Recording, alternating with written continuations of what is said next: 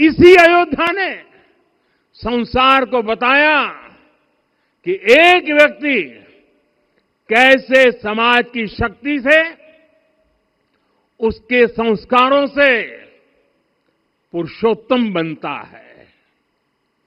जब श्री राम अयोध्या से वनवास को गए तो वे युवराज राम थे, लेकिन जब लौटे तो मर्यादा पुरुषोत्तम बनकर के आए। और उनके मर्यादा पुरुषोत्तम बनने में महर्षि वशिष्ठ का ज्ञान, महर्षि विश्वामित्र की दीक्षा, महर्षि अगस्त्य का मार्गदर्शन, निषाद राज की मित्रता, मां शबरी की ममता, भक्त हनुमान का समर्पण, इन सब की अनगिनत ऐसे लोगों की महत्वपूर्ण भूमिका रही है।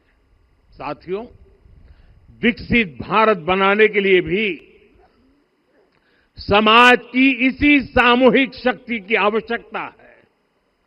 मुझे बहुत खुशी है कि राम मंदिर का दिव्य प्रांगण भारत के सामूहिक सामर्थ्य की भी चेतना स्थली बन रहा है। यहां 7 मंदिर बने हैं। यहां माता शबरी का मंदिर बना है, जो जनजातीय समाज के प्रेम भाव और आतिथ्य परंपरा की प्रतिमूर्ति है। यहां निषादराज का मंदिर बना है। ये उस मित्रता का साक्षी है जो साधन नहीं, साध्य को, उसकी भावना को पूजती है। यहां एक ही स्थान पर माता अहिल्या है, महर्षि वाल्मीकि है, महर्षि वशिष्ठ है, महर्षि विश्वामित्र है, महर्षि अगस्त्य है और संत तुलसीदास है। रामलला के साथ साथ इन सभी ऋषियों के दर्शन भी यहीं पर होते हैं। यहां जटायु जी और गिलहरी की मूर्तियां भी हैं, जो बड़े संकल्पों की सिद्धि के लिए हर छोटे से छोटे प्रयास के महत्व को दिखाती है। मैं आज हर देशवासी से कहूंगा कि वो जब भी राम मंदिर आए तो सप्त मंदिर के दर्शन भी अवश्य करें। ये मंदिर हमारी आस्था के साथ साथ मित्रता, कर्तव्य और सामाजिक सद्भाव के मूल्यों को भी शक्ति देते हैं।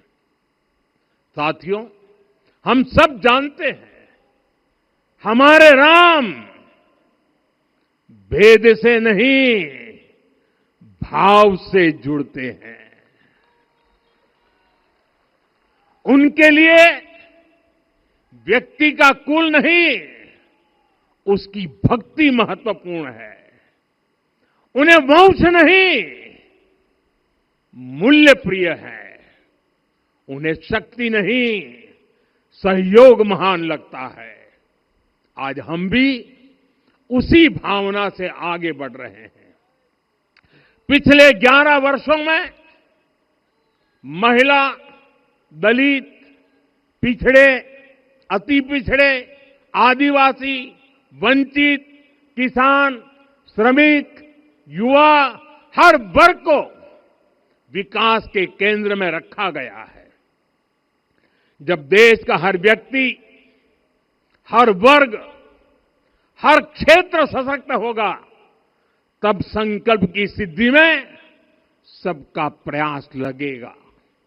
और सबके प्रयास से ही 2047 जब देश आजादी के 100 साल मनाएगा, हमें 2047 तक विकसित भारत का निर्माण करना ही होगा।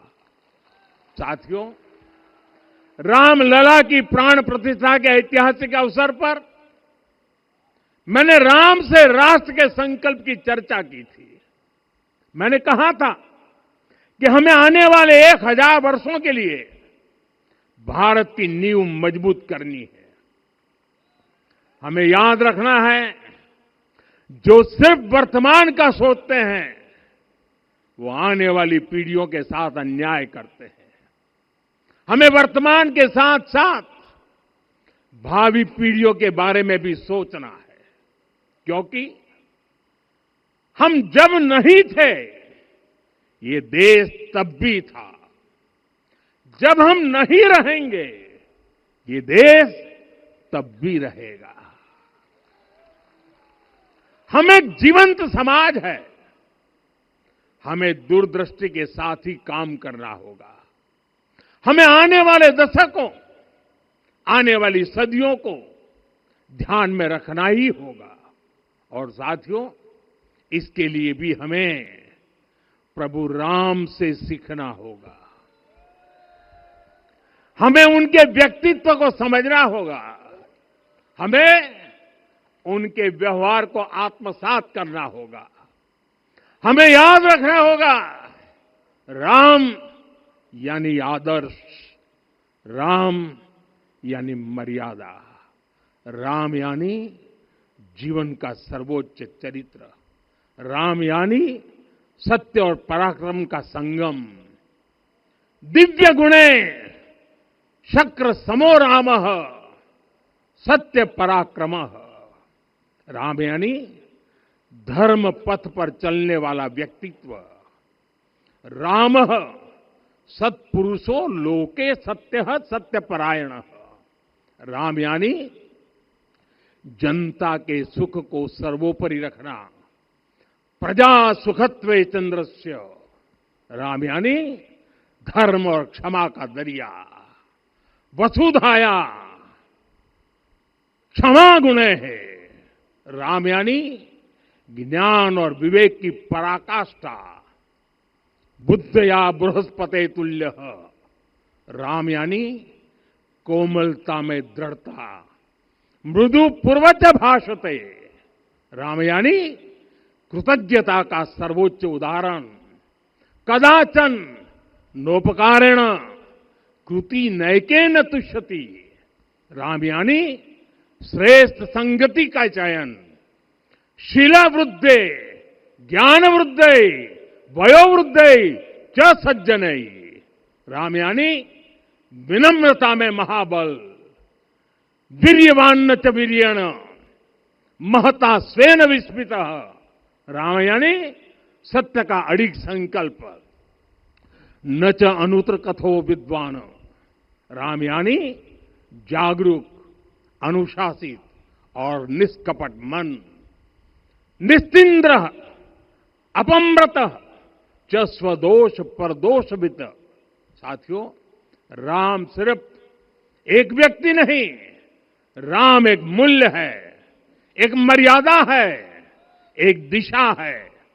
अगर भारत को साल 2047 तक विकसित बनाना है, अगर समाज को सामर्थ्यवान बनाना है, तो हमें अपने भीतर राम को जगाना होगा।